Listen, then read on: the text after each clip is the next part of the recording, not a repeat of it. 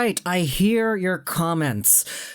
Last time we made a video like this, the number one comment in the comment section below was, "Hey Lego, do one of these videos for the Red Wings." It's actually kind of funny because when I did this initially with the Canucks, the most prevalent comment was, "Hey Lego, do this for the Habs," and then on the Habs video, it was the Red Wings in the comment section below. So, just like with the Habs, you ask and you shall receive. This is our Detroit Red Wings 2020 prospects tier list. Before we get things underway, the criteria: no guys drafted before 2015. I didn't want to go back in time to guys who are still technically prospects but who have been in the organization for a long amount of time. Secondly, I didn't include anybody with the exception of one who has played a significant amount of NHL games. The only guy who I included who has played a lot of NHL games, which in this case is about 60, is Michael Rasmussen, because I think it's fair to say that he is still somewhat a prospect in development because of how recently he was drafted and because of how much time he has spent developing after that 60-game stint he had with Detroit.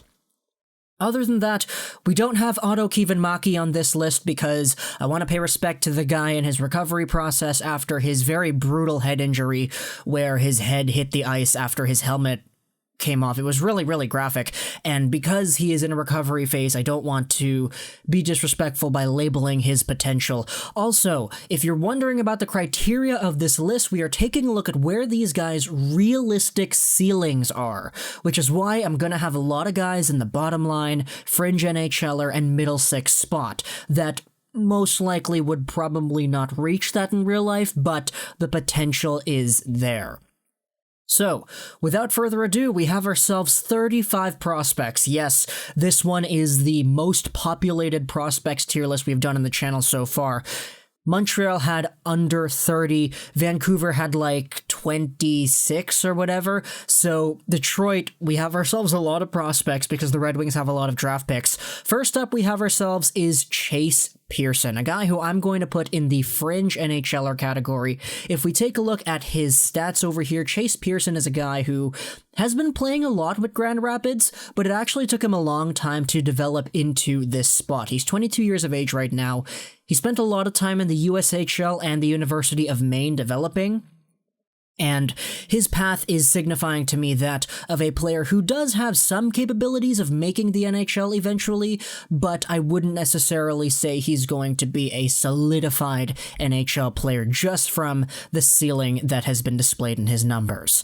Next up, we have ourselves Patrick Holway, a guy who has been really, really slow in his offensive production. Now, I will give Holway the benefit of the doubt. The guy has had a really good track record playing for the NCAA. He played 2 years at Maine, he then took a year off to transfer, and now he is at Merrimack.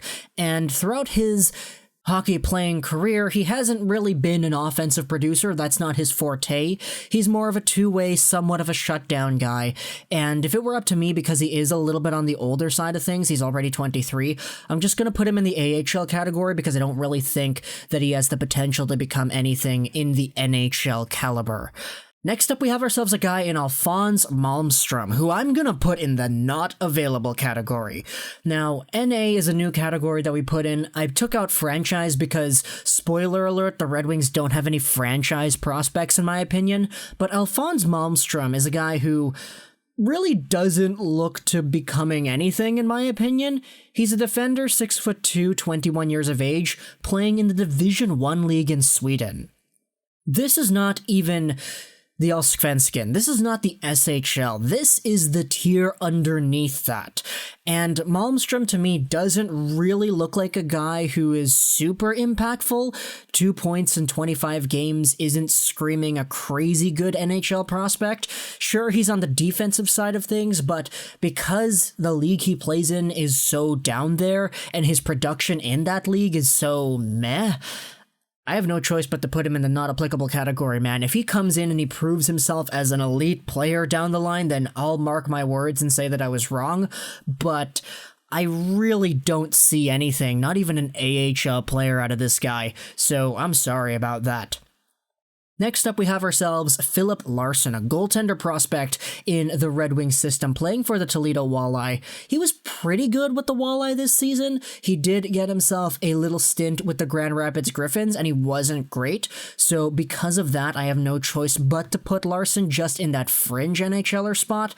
I don't want to say he has incredible NHL potential, but he has had a good body of work in the ECHL, so I'm definitely not going to discredit that. Next up, we have ourselves Matthias Elfstrom, a guy who is playing in the same league as Malmstrom. Now granted, Elfstrom's stats and numbers are much better than Malmstrom's, but still. Because he plays in the Division 1 league in Sweden, there's no real comparable here that I can take a look at and say, yeah, he is similar to this player, and as a result, there isn't really a projectability in my opinion, so I have no choice but to put him here in the NA category. If he was playing in the Allsvenskan or the SHL, we might have a better idea, but the Division 1 league is below that, so I have no choice. Next up, we have ourselves Gustav Lindstrom, a guy who I'm honestly gonna put up here in the bottom 4 defenseman category. Lindstrom suited up for a few Red Wings games, and I honestly thought he was pretty okay. Well, granted, not anyone on the Red Wings this season was great, so it's kind of fair to see why Lindstrom wasn't great in the NHL. But his body of work in the AHL and what he's been able to do so far as his development has gone on signals to me an NHL caliber guy. He honestly wasn't bad with Detroit, so going into the long-term future, I wouldn't be surprised if he was a guy who established himself in this tier. Next up, we have ourselves Kasper Kotkaniemi, a guy who I'm honestly going to put here in the bottom line category. If we take a look at Kotkaniemi's numbers over here, he played with BU, 8 points in 34 games played. He's had a pretty consistent upwards development path. His scouting reports all say that he's good offensively, but that's not necessarily the case looking at the numbers. But to me, seeing a guy who can actually play at this level and keep up, so to speak, says to me that there is some form of potential in his game. As a realistic ceiling, I'm going to put a bottom line defenseman as his number over here. Next up, it's Keith Petruzzelli, a guy who was crazy good for the Quinnipiac University hockey team. I believe it's the Bobcats over there. He had a .920 save percentage and a .201 goals against average. The guy was an absolute beast. As a result, we are putting him here in the backup category for goaltenders. Next up, we have ourselves Malte Setkov, a guy who... he's 6'7". Yeah, the guy is 6'7". He's playing in the SHL. He is a consistent SHL defender, 21 years of age. All these factors combined says to me that he is going to have some form of NHL potential, so we are going to put him here in the bottom line category. If this guy can eventually become a Detroit Red Wings blue liner, 6'7", 205 pounds, you're not going to be able to get around this guy. That's absolutely nuts. And his production isn't bad. Allsvenskan, half a point a game, 3 points in 30 SHL games. That's not terrible. So, Malte Setkov is a guy who I'm definitely going to put here in this bottom line category. Next up, we have Yonatan Bergeron, a guy who I am very, very high on. I'm going to put him here in the top 6 because Bergeron to me was always a guy who exhibited some really strong potential. His numbers were absolutely crazy before he got drafted. And sure, his SHL production isn't mind-bogglingly good, but the guy is only 5'11", 183 pounds, a speedy winger who exhibited a lot of really good offensive instincts in the super elite. He was a guy that I had my eye on back in the 2018 draft, and I still do believe he does have some top 6 potential in the NHL. Next up, we have ourselves Seth Barden, a guy who I'm honestly going to put here in the backup bottom line category as well. Barden is a guy who, if we find him over here, he played for the University of Massachusetts Lowell team in the NCAA, had 15 points in 30 games played this past season, and he's coming off of a BCHL stint. He spent 2 years in college, had progressed upwards in college, and honestly to me is looking like a guy who does boast some form of NHL potential, seeing as he is only 20 years old. Barton to me is going to be a bottom line ceiling player, so that's where we're going to put him. Next up, we have ourselves Jesper Eliasson, who honestly to me doesn't really boast the highest amount of NHL potential. He is a goaltender who played in the Super Elite. He was really good one game. In the SHL, he got lit up one game, and the Allsvenskan didn't really see him do too well either. An .887 save percentage and a .309 goals against average. He wasn't the best, so I'm gonna put him here in the AHL regular spot just for the sake of being safe. Next up, we have ourselves Ryan O'Reilly. This is not the St. Louis Blues Ryan O'Reilly, this is the Detroit Red Wings Ryan O'Reilly, and it's even spelt the same too. The only reason I'm going to put Ryan O'Reilly in the AHL regular category is because the guy has been playing in the USHL for so long, and he hasn't really progressed upwards statistically speaking. This, to me, where he's producing the same as he was when he was 18 at 20 years old, isn't such a positive sign to me. Now, he could go to college, he could go to Arizona State, and he could become amazing, and I'll eat my words and I'll say, yeah, I was wrong.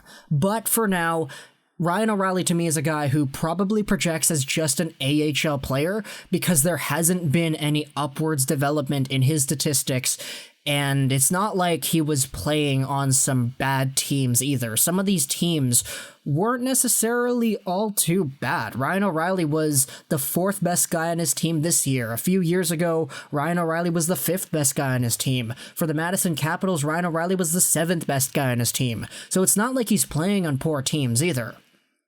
Next up, we have ourselves Victor Brattström, who I'm going to put here in the backup category.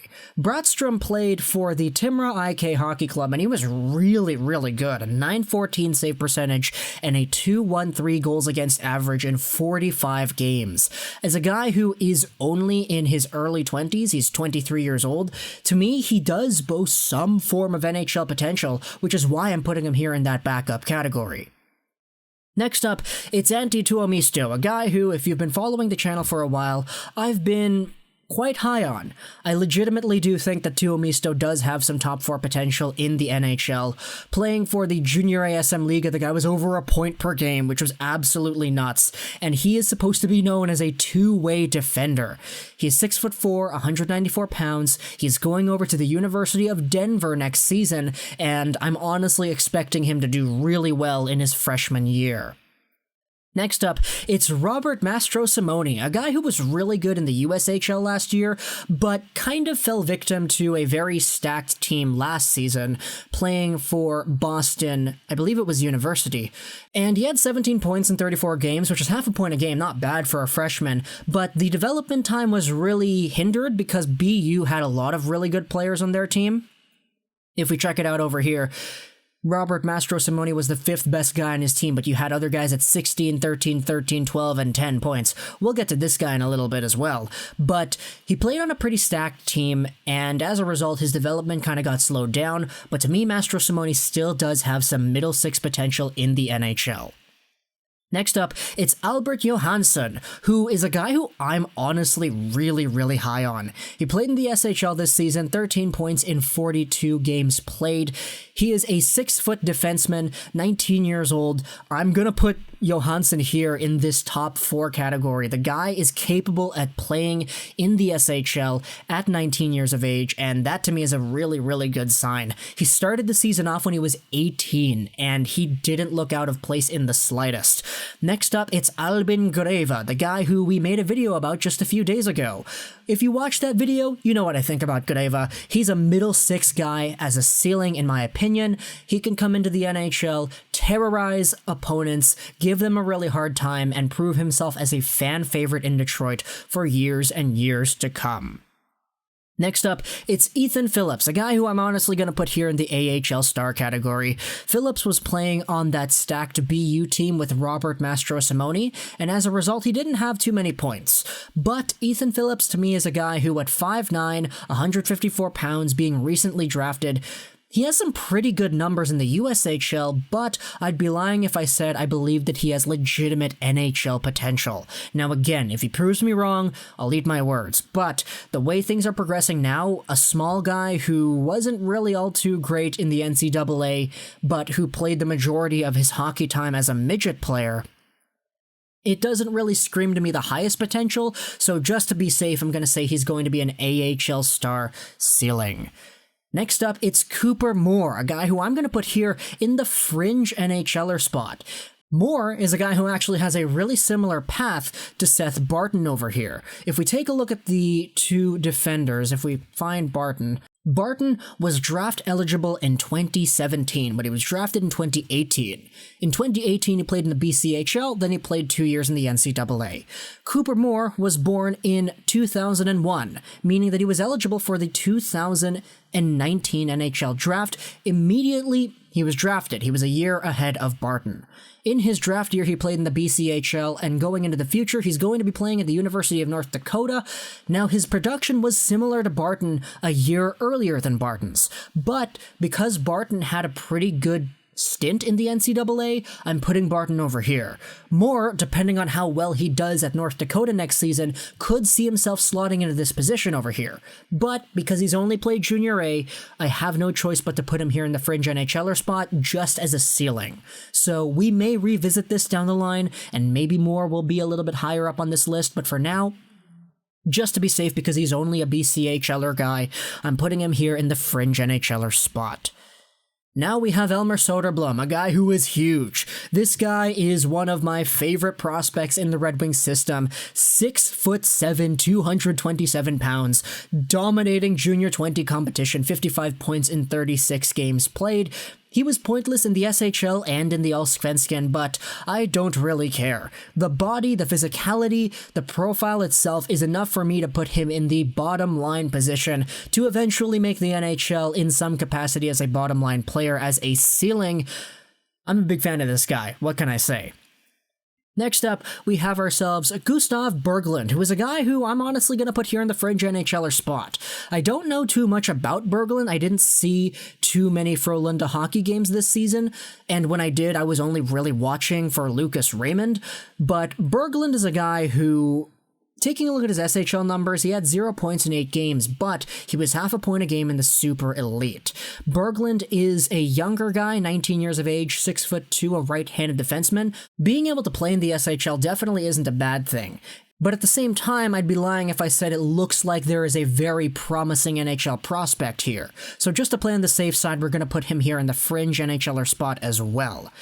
Next up, it's Kirill Tyutyayev, one of the best U18 Russian players ever, at least in the history of that league. If we take a look at his older numbers, because I did make a video about this before, Tyutyayev had 114 points in 31 Russian U18 games back when he was a U18 player, but it's been somewhat up and down for him a little bit later down the line. He's been making himself some upward progression, playing in the VHL this season, in the MHL last season, etc. But because the guy is pretty small, he's only 5'9", 146 pounds, I'm going to be safe and put him in the AHL star category over here. Another AHL star is Carter Gielander, a guy who was really, really good with the Sherwood Park Crusaders in the AJHL. 40 games played, a .207 goals against average, which doesn't sound amazing, but his .924 save percentage is. The AJHL has a whole bunch of goals in it all the time. So the fact that a guy was able to put up a .924 is a very good sign in my opinion, and as a result, it's good enough to put him here in the AHL star category. He's 18 years of age, 6'5", so he's a goaltender who does have a pretty good statistical profile, and he's going to college next season, so we'll see how good these numbers will be able to translate next year. Next up, it's Evgeny Svechnikov. I'm sorry, man. I'm going to put him here in the fringe NHLer spot. This is pretty much what he is already, and I don't really see him getting any better. I hope he actually gets better because his brother is so good at hockey, but it's been a while. Svechnikov has taken a long time to develop. He hasn't really gotten any better with Grand Rapids, and nowadays, I'd be really happy if he just became an NHL player in some capacity going forward. So we'll leave him at that. Next up, it's Jordan van Pottelberg, a guy who is playing in the NLA. He is a 23-year-old goaltender, I'm pretty sure, but he was pretty good for the Hockey Club Davos in the Swiss League. Van Pottelberg right now, he's only 22 years of age, so he is a year younger than I thought. He's been a pretty good goaltender in Switzerland, and as a result, we are going to put him over here in the fringe NHLer spot. Being able to play in a pro league already is a really nice sign. Next up, it's Giovanni Smith, a guy who played some Detroit Red Wings games this season, but to me, he probably maxes out as a bottom line guy. But in the same vein as an Albin Greva, I think he probably has a lot of assets that will make him a fan favorite. The hard skating, the body checking, the physicality in his game. It's all a very nice skill to have, and to me, it's more translatable in this bottom line spot for this player than anything else. Next up, it's Michael Rasmussen, a guy who, I'm sorry man, I'm going to put him here in this middle six category. I really don't see him being a legitimate top six or elite player. Maybe if you asked me 2 years ago, I probably would have said something different, but the way Rasmussen has been up and down, kind of getting his step back a little bit in the AHL, to me, he screams middle six guy. I know he's 6'6", 220 pounds, is a power forward-like player, but at the same time, I don't really see him becoming a legitimate 50, 60 NHL point guy, so middle six is where I'm going to put Rasmussen over here. And now we enter the greatness category. It's Filip Zadina. No words. Putting him here in the elite category. Joseph Veleno, he's a guy who I have no idea how he dropped to 30th overall, or was it 31, I believe. I totally forgot.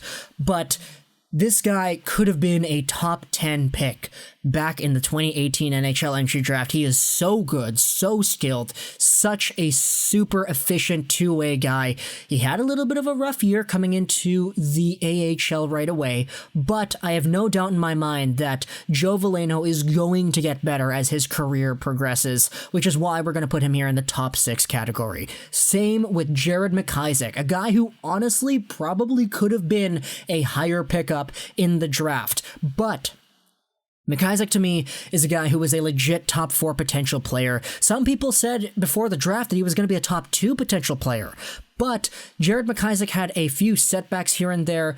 If we take a look at his numbers, last season, Jared McIsaac didn't play a good part of the year. He was coming off of shoulder surgery. It took him like 6 months to recover.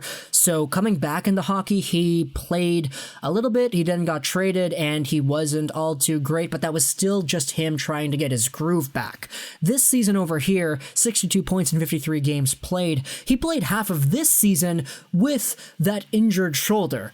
And the fact that he was able to do so well while having an injured shoulder says a lot to me. Jared McIsaac has always been a good NHL prospect, and I'm putting him here for a reason.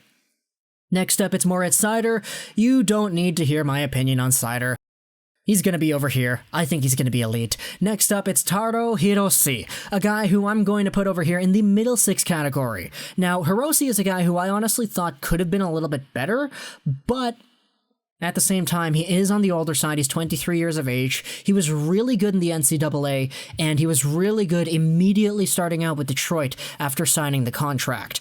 However, he went up and down a little bit this season. He was okay in the AHL, and to me, he does boast some NHL potential. I see his ceiling over here as a middle 6 guy, and that's where we will leave him. Next up, it's Joe Hicketts, a guy who I am also going to put over here in the bottom 4 defenseman category. Hicketts was undrafted. He's a guy who honestly has been progressing upwards, half a point a game in the AHL this season. 5'8", 23 years old. I think this guy has a boatload of potential. If he was just a little bit taller, he probably would have been a little bit more of a lock. But at the same time, I'm a big fan of Hicketts, always has been. So I'm going to put him here in the bottom 4 spot. And finally, we have Kaden Fulcher, a guy who I'm going to put in the AHL regular spot. His numbers were not great. He played 2 games with the Toledo Walleye, had an .831 save percentage and a .551 goals against average. Fulcher is a guy who didn't play all too much this season, though. He only played 2 games, and he played 1 game with Detroit last season, but he did get lit up there as well. His stint with Toledo last season wasn't great either, so I have no real choice but to put him here in the AHL regular spot. And with that, we wrap up our Detroit Red Wings prospects tier list. Now, the link to this will be in the description. Again, this is just going off of their ceilings, their realistic ceilings to me. Comment down below about my picks, comment down below where I'm right, where I'm wrong, where you would rank these players, and don't be afraid to comment your own tier lists in the bottom too, because because I know there are a lot of Red Wings fans who will probably be really interested in something like this. So I hope you enjoyed this video social that Trust 99, and bye.